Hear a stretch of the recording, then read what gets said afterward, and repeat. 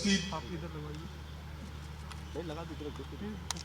भारत सरकार में युवा मंत्री श्रीमान अनुराग ठाकुर जी,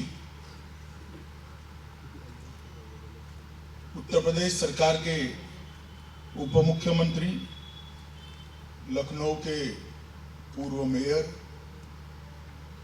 श्रीमान दिनेश शर्मा जी, उत्तर प्रदेश सरकार में विधि मंत्री और मेरे मित्र भाई ब्रिजेश पाठक जी, स्वाभाविक है चुनाव के कुछ दिन पहले मीटिंग रखी है, तो मेरा तो उद्देश्य यहाँ आने का भारतीय जनता पार्टी की ओर से हमारी बात आप तक पहुंचाना है। परंतु मैं इतना निश्चित कह सकता हूं कि हम जो बात भारतीय जनता पार्टी लेकर इस चुनाव में निकली है, उसमें भारतीय जनता पार्टी कम और उत्तर प्रदेश की जनता ज्यादा है। क्योंकि भारतीय जनता पार्टी जिस एजेंडे को लेकर निकली है, वो एजेंडा उत्तर प्रदेश को फिर से एक बार गौरवशाली उत्तर प्रदेश बनाना, उत्तर प्रदेश को फिर से एक बार सबसे समृद्ध राज्यों की सूची में सबसे ऊपर ले जाना, उत्तर प्रदेश को फिर से एक बार सबसे सलामत राज्यों की सूची में सबसे ऊपर ले जाना, उत्तर प्रदेश को फिर से एक बार सबसे शिक्षित राज्यों की सूची में सबसे ऊपर ले जाना और उत्तर प्रदेश को फिर से एक बार देश का सांस्कृतिक नेतृत्व करने का अवसर प्रदान करना, ये लक्ष्य लेकर हम 2014 से भारतीय जनता पार्टी के कार्यकर्ता यहाँ पर काम कर रहे हैं। भैया बैठ जाइए आप प्लीज, मैं यहीं खड़ा रहकर बोलूंगा, आप जरा भी चिंता मत करो। अरे बैठ जाओ अब भाई, मैं जिद्दी प्रकार का आदमी हूं, नहीं बोलूंगा।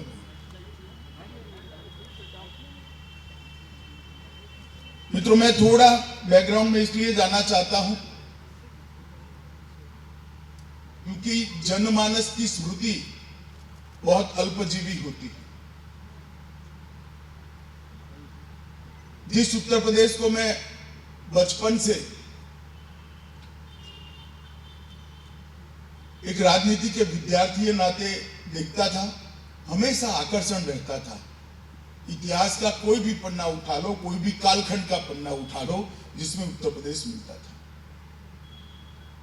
चाहे रामायण काल की बात हो, चाहे महाभारत काल की बात हो, चाहे मुगल काल की बात हो, चाहे आजादी का आंदोलन हो, चाहे आजादी के बाद की बात हो, उत्तर प्रदेश देश के इतिहास में, देश के सांस्कृतिक धारा प्रवाह में और देश के पुनर्निर्माण के यात्रा में केंद्र बिंदु रहता था।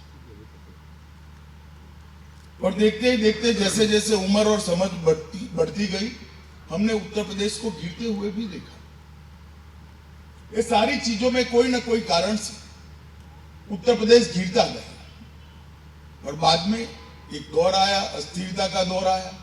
बार बार मुख्यमंत्री बदलने लगे, बार बार सरकारें बदलने लगी, बार बार पार्टियां बदलने लगी, पार्टियां टूटने लगी, बिगड़ने लगी, बनने लगी और फिर उत्तर प्रदेश के अंदर अस्थिरता का दौर भी हमने देखा। और स्थिति यह आ गई कि उत्तर प्रदेश बीमारू राज्यों की सूची में आ गया। बीमारी राज्यों की व्याख्या किसी विद्वान अर्थशास्त्री ने करी थी। उसमें बी से बिहार था, यू से उत्तर प्रदेश था, एम से मध्य प्रदेश था और एक राजस्थान था। ये चारों राज्यों को बीमारू राज्य की श्रेणी में रखा गया। दुर्भाग्यपूर्ण स्थिति ये थी कि उसमें उत्तर प्रदेश था। 2013 में देश में एक भयंकर असमंजस जैसी स्थिति आ गई। 10 साल तक यूपीए की सरकार चली, सोनिया मनमोहन की सरकार चली। देश में बिल्कुल अराजकता का 2013 में माहौल था, क्योंकि जो शासन नीतियों के आधार पर नहीं चलता, परिवार की विम्स के आधार पर चलता है, जो शासन सबके कल्याण के लिए काम नहीं करता, एक समूह के कल्याण के लिए काम करता है, जो शासन संविधान और कायदे और कानून के हिसाब से नहीं चलता, वोट बैंक को अपीस करने के लिए, इसका तुष्टीकरण करने के लिए चलता है, तो अपने आप समाज जीवन के हर क्षेत्र में गिरावट आना शुरू हुई। और वो गिरावट की चरम सीमा 2013 में थी। उस वक्त हमने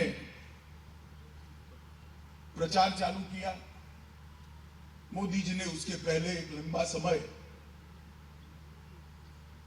गुजरात के अंदर शासन किया था, और गुजरात के शासन की महक उत्तर प्रदेश समेत पूरे देश के अंदर पहुंच चुकी थी। सबको लगता था कि ये व्यक्ति कुछ कर सकता है।